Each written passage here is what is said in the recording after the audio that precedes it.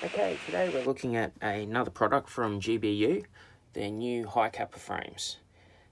These are made of 70-75 billet aluminium and all machined out. This is one of the prototype colours that they were trying. So I was lucky enough to actually get my hands on this to give it a go. I'll just reposition this light.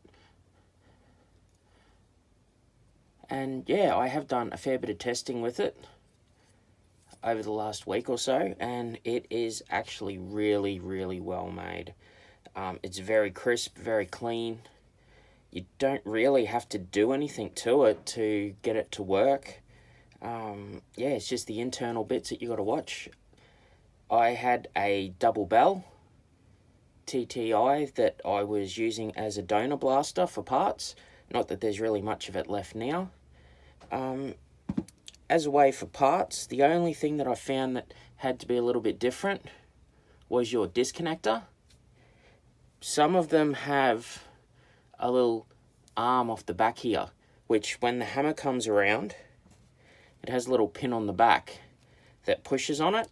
And I found if you use the original double bell one, or I've got a couple other ones that I'm not sure what they're out of, it was actually operating the disconnector before the hammer was fully released, and it was only just half shooting the hammer instead of the full shot and to activate the BBU.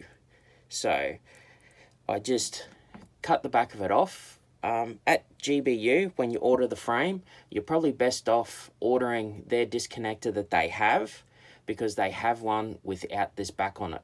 I think it's the Golden Eagles actually don't have this one on it. So if you have a Golden Eagle as a donor blaster, then you'll be fine to use that. Besides that, I've just got a stainless steel sear. I'm pretty sure I've got the names of these right, but don't quote me on it. I'm sure someone will correct me in the comments if I'm wrong. And I have the GBU rainbow hammer, GBU grip safety for the back, GBU trigger, the mag release plate as well, or the extension I think it's called. I still run the original actual mag release and just screwed that into the end instead of the original little screw that they do give you. So yeah, as I said, it is pretty strong. I have got some of this already put together, because as I said, I've been testing it, and I thought that I'd just strip it all back down, have another look at it, and do a video of it to show you all. So I've got a stainless steel knocker, and just the original double bell knocker reset bar there. So that's already all together. Oh, I just popped the spring out, I'll put that back together. And the frame, after a fair bit of use, I did take just the corners off a little bit. I'll probably just have to do a little bit more on that just to tidy them up a little bit more to make it nice and smooth. But yeah, it is just really well made. So I'm going to have a go at doing a time-lapse video of putting this all together, and then I'll come back and show you the finished results.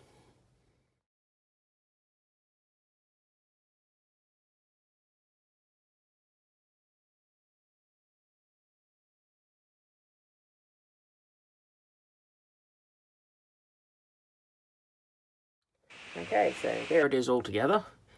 It's pretty much the same as putting any other one together. The only thing that I've had to do is where these little pins go in, I found they were a little bit tight, so I had a 2.5mm drill bit and just ran it through a little bit just to free them up. And when you're pulling them apart or putting them together, just be real careful not to lose them, because when you take these out, some of them will just fly out of the way. But she is all good to go. So I already have my top frame all put together.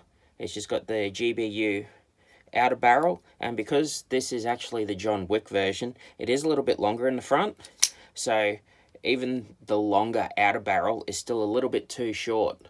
But I just got the thread adapter and then just a little bit to screw on the end of it just to make up the rest of it, and it still sits out the front a little bit, which I actually think is quite nice.